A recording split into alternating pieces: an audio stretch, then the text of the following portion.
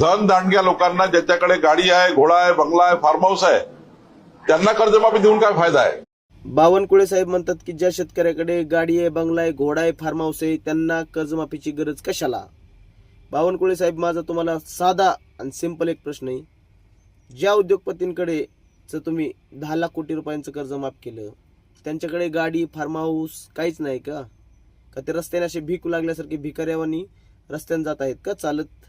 त्यांच्याकडे सगळ्या गोष्टी असताना, एवढे मोठी प्रॉपर्टी असताना, त्यांचे एवढे मोठे मोठे उद्योग असताना सुद्धा आपण त्यांना कर्जमाफी देता. आणि आज आमच्या शेतकऱ्यावरती एवढं दुःखाचा डोंगर कोसळला असताना सुद्धा माझ्या शेतकऱ्याच्या मालाला हमी भाव नाहीये. माझ्या शेतकऱ्याचा जर कांदा मार्केटमध्ये आला तर त्याच्यावरती निर्यात बंदी घातली जाते. आणि तुम्ही बोलताय की शेतकऱ्याला कर्जमाफीची गरज कशाला? आज कुणाला घर नाहीये? घोडा, बंगला, गाडी बिडी, हे फार्म हाऊस हे सर्वांकडे आहे. बऱ्यापैकी शेतकऱ्यांकडे हे सर्व असतं. ज्याला शेती नाहीये त्याच्याकडे पण हे सर्व आहे. परंतु शेतकरी हा जगाचा पोशिंदा आहे साहेब. त्याला कर्जमाफीची ह्या काळात खूप अत्यंत गरज आहे. कारण पाऊस कधी येतोय, कधी जातोय, शेती होते नाही होते. आणि जर माझ्या शेतकऱ्यांनी जर पिकवायचं बंद केलं तर आपण काय खाल?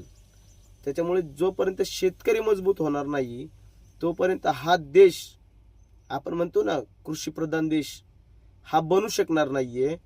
आणि असं काहीतरी येडवाकडं विधान करून साहेब, 2014 पासून मी भारतीय जनता पार्टीचं वचननामे ऐकतोय इलेक्शनच्या टायमाचे, की शेतकऱ्यांना कर्जमाफी देऊ. 2014 साली असेच बोलले.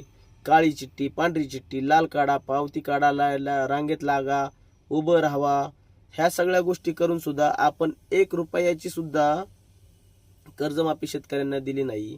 तुमच्यापेक्षा उद्धव साहेबांचं सरकार एक भारी होतं. त्यांनी सरसकट 2 लाखाची तरी कर्जमाफी दिली होती शेतकऱ्यांना. पूर्ण नाही दिली, पण दिली तरी तुमच्याकडून तेही देणं होत नाहीये. आज 14 ते 26 12 वर्ष झाले आपण सत्तेत आहात. गल्लीपासून ते दिल्लीपर्यंतची सत्ता आपल्याकडे हातात आहे. तरी तुम्ही शेतकऱ्यांना अजूनही कर्जमाफी देत आहात. आणि त्याच्यानंतर आता कुठे कर्जमाफी द्यायची वेळ आली तर तुम्ही म्हणताय ज्याच्याकडे घर आहे, हे ते गाडी वगैरे असेल त्याला कर्जमाफीची काय गरज आहे? मग उद्योगपतींना पण द्यायला पाहिजे नव्हतं ना? उद्योगपती काही लाडकेत का? त्यांचा धंदा, त्यांनी त्यांच्या धंद्यासाठी किती कर्ज घेतला असेल ते त्यांचे फेडतील ना. फेडून घ्यायचं तुमचं काम आहे. आज एवढे लोक या देशाचा पैसा घेऊन पळून गेली, नीरव मोदी, ललित मोदी, हे ते, त्यांच्यावरती कुठली कारवाई नाही झाली आतापर्यंत का? त्यांना या देशात परत माघारी नाही आणलं? त्यांच्याकडून पैसे रिकव्हरी करायचं सोडून तुम्ही हे शेतकऱ्यांना कर्जमाफीत का अडथळे आणताय? एवढी माझी नम्रतेची विनंती बावनकुळे साहेब, की शेतकरी जागला, शेतकरी जर ताटमानेने उभा जर राहिला हा देश टिकेल.